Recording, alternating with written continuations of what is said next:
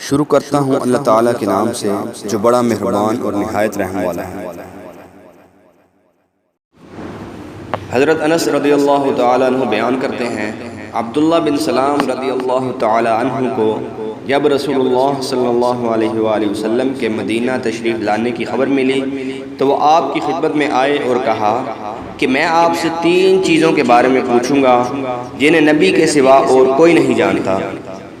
قیامت کی سب سے پہلی علامت کیا ہے؟ وہ کون سا کھانا ہے جو سب سے پہلے جنتیوں کو کھانے کے لیے دیا جائے گا؟ اور کس چیز کی وجہ سے بچہ اپنے باپ کے مشابہ ہوتا ہے؟ آپ صلی اللہ علیہ وآلہ وسلم نے فرمایا کہ جبرائیل علیہ السلام نے ابھی مجھے آ کر اس کی خبر دی ہے۔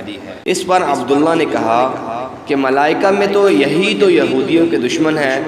آپ صلی اللہ علیہ وآلہ وسلم نے فرمایا قیامت کی سب سے پہلی علامت ایک آگ کی صورت میں ظاہر ہوگی جو لوگوں کو مشرق سے مغرب کی طرف ہانک لے جائے گی۔ سب سے پہلا کھانا جو اہل جنت کی دعوت کے لیے پیش کیا جائے گا وہ مچھلی کی کلیجی پر جو ٹکڑا ٹکا رہتا ہے وہ ہوگا۔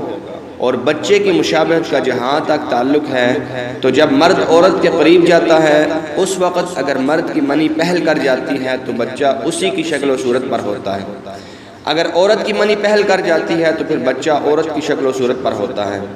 یہ سن کر عبداللہ بن سلام رضی اللہ تعالیٰ عنہ بول اٹھے، میں گواہی دیتا ہوں کہ آپ اللہ کے رسول ہیں۔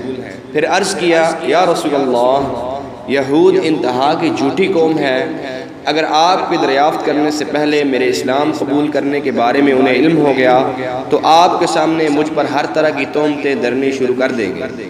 چنانچہ کچھ یہودی آئے اور عبداللہ رضی اللہ تعالیٰ عنہ کے گھر کے اندر چھپ کر بیٹھ گئے۔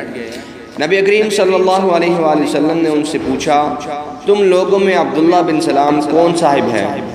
سارے یہودی کہنے لگے، وہ ہم میں سب سے بڑے عالم اور سب سے بڑے عالم کے صاحبزادے ہیں، ہم میں سب سے زیادہ بہتر اور ہم میں سب سے بہتر کے صاحبزادے ہیں۔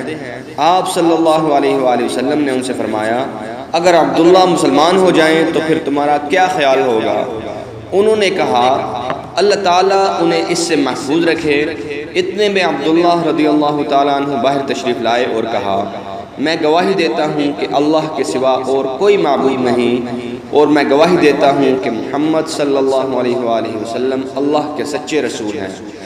اب وہ سب ان کے متعلق کہنے لگے کہ ہم میں سب سے بدترین اور سب سے بدترین کا بیٹا ہے، وہیں ان کی برائی کرنے لگے۔